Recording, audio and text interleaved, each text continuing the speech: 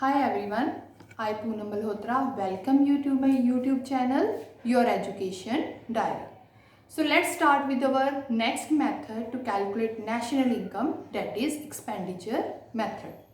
Last videos में हमने national income को कैलकुलेट करने का वैल्यू एडेड मेथड जो था डिस्कस किया था। सेकंड जो मेथड था हमारा इनकम मेथड था। Now will start with our expenditure method. Expenditure method, expenditure method को हम कंजम्पशन एंड इन्वेस्टमेंट मेथड भी बोलते हैं। Consumption and investment method. Another name of this method is income disposable method. Income disposal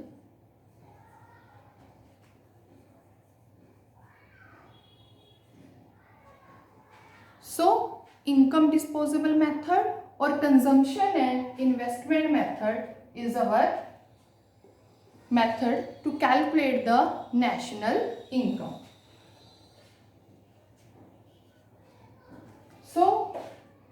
इस method की help से हम GDP at MP जो है वो कैलकुलेट कर सकते हैं, राइट। सो जैसे कि हमने वैल्यू एडेड मेथड में जीडीपी एट एमपी कैलकुलेट की, नेक्स्ट हमने इनकम मेथड में एनडीपी एट एफसी कैलकुलेट किया।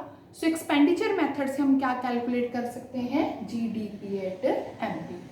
अब एक्सपेंडिचर मेथड में जब हमने अपनी नेशनल इनकम को कैलकुलेट करना है, then we are only concerned with our expenditures. जो हम अपने एक्सपेंडिचर्स गुड्स एंड सर्विसेज पर कर रहे हैं, चाहे वो हमारा कंजम्पशन एक्सपेंडिचर है, चाहे वो हमारा इन्वेस्टमेंट से रिलेटेड है, हम कोई कैपिटल गुड्स खरीद रहे हैं, तो ये सारे एक्सपेंडिचर्स के पॉइंट ऑफ व्यू से हमने अपनी जीडीपी एट एमपी जो है वो कैलकुलेट करनी है। Now start with the definition of this method. Now we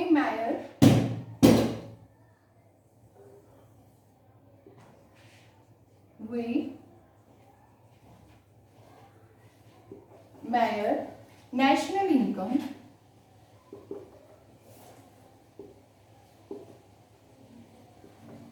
by taking sum of final expenditure on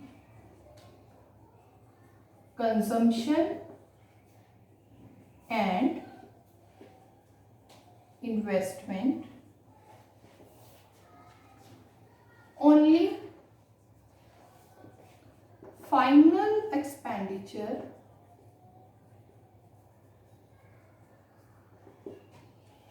will be taken। जो हमने फाइनल एक्सपेंडिचर लेना है वो किस किस चीज का हो सकता है, capital goods and consumption goods,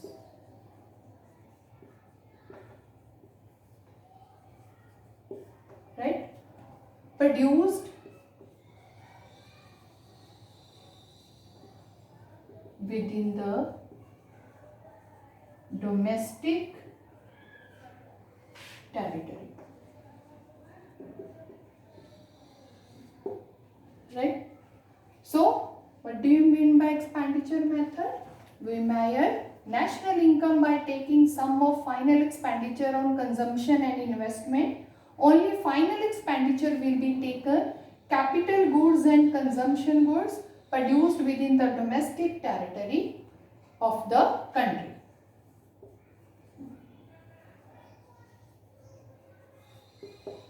So this is the definition of expenditure method. So ये याद रखना है कि एक्सपेंडिचर मेथड से हम क्या कैलकुलेट कर सकते हैं, GDP at MP. So now just note down these points. Now expenditure method से हमने जीडीपी एट एमपी कैसे कैलकुलेट करनी है, उसके क्या कंपोनेंट्स हैं। सो जीडीपी एट एमपी को कैलकुलेट करने के लिए हमें क्या क्या चाहिए, private final consumption expenditure plus हमें चाहिए government final consumption expenditure plus हमें चाहिए gross domestic capital formation plus हमें और चाहिए नेट एक्सपोर्ट्स, राइट। अब ये 4 कंपोनेंट हैं जो कि हमने जीडीपी एट एमपी को कैलकुलेट करने के लिए यूज करने हैं। Now start with the sub points. ये हमारा फर्स्ट है, then second, then third, then fourth.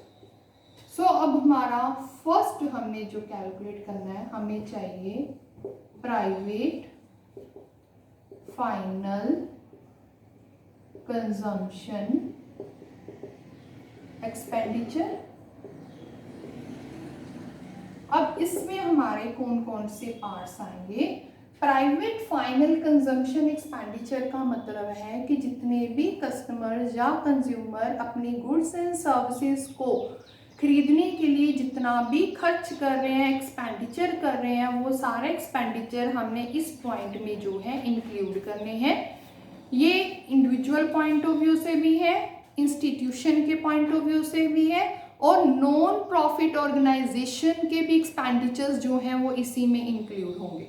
सो यहाँ पर हमने सारे एक्सपेंडिचर जो हैं, expenditure on durable goods, expenditures on non-durable goods, ये सारे जो है हमने यहाँ पर लेने हैं एक्सपेंडिचर। कंज्यूमर सर्विसेज वो भी इसी पॉइंट में इंक्लूड होंगी। सो expenditure on durable goods means अगर हमने कोई पर्सनल कार खरीदी है, उसके ऊपर हमने कोई खर्च किया है, हमने कुछ गुड्स जो हैं फर्नीचर खरीदा है, कुछ भी जो एक्सपेंसेस हम कर रहे हैं वो ड्यूरेबल गुड्स में आएंगे। नॉन ड्यूरेबल मीन्स जो एक्सपेंडिचर हम फ्रूट्स, वेजिटेबल्स, डेली रूटीन की जो गुड्स हैं खरीदने के लिए करते हैं वो आ जाएंगे। Consumer services means banking, insurance, इसके ऊपर जो हम खर्च कर रहे हैं वो सारे एक्सपेंडिचर हमारे सर्विसेज में आ जाएंगे। So private final consumption expenditure, वैसे तो ये टर्म जो है डायरेक्टली गिवन होगी हमारे प्रैक्टिकल क्वेश्चन में, बट इन केस अगर हमें ये टर्म जो है अपने प्रैक्टिकल में नहीं मिल रही तो इसके सब पॉइंट्स को एडअप करके हम प्राइवेट फाइनल कंजम्पशन एक्सपेंडिचर को जो है वो कैलकुलेट कर सकते हैं। सो सेकेंड हमारा जो कंपोनेंट है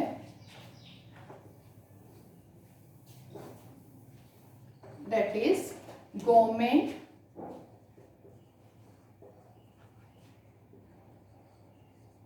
फाइनल कंजम्पशन एक्सपेंडिचर। कि जैसे हमने अपने फर्स्ट पॉइंट में हाउस होल्ड्स के सारे खर्चे इंक्लूड किए हैं, इसी तरह हमारी गवर्नमेंट भी फाइनल गुड्स और सर्विसेज के ऊपर खर्च करती है। तो वो कैसी गुड्स और सर्विसेज हो सकती हैं? हो सकती है कि गवर्नमेंट जो है डिफेंस के लिए जो है हमारे लिए जो खर्च कर रही है, कुछ ऐसी सर्विसेज हैं जिनके ऊपर वो खर्च कर रही है जो हमारे लिए बेनिफिशियल है। सो गवर्नमेंट जो भी अपना फाइनल खर्चा कर रही है वो सारा खर्चा जो है वो हमारा यहाँ पर आएगा।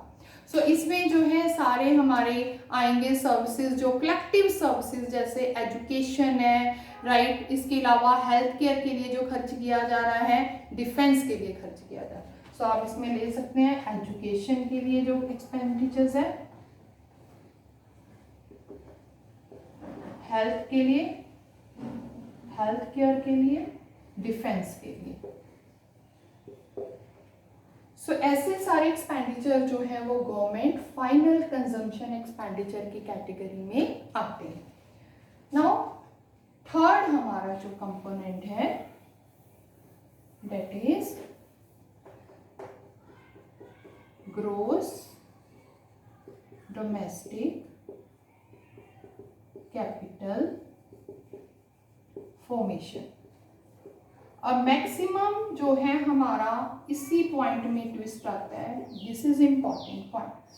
फर्स्ट ऑफ ऑल हमें ये टर्म चाहिए ग्रोस। अगर क्वेश्चन में नेट डोमेस्टिक कैपिटल फॉर्मेशन है तो ग्रोस बनाने के लिए हमने उसमें डेप्रिसिएशन को प्लस कर देना है।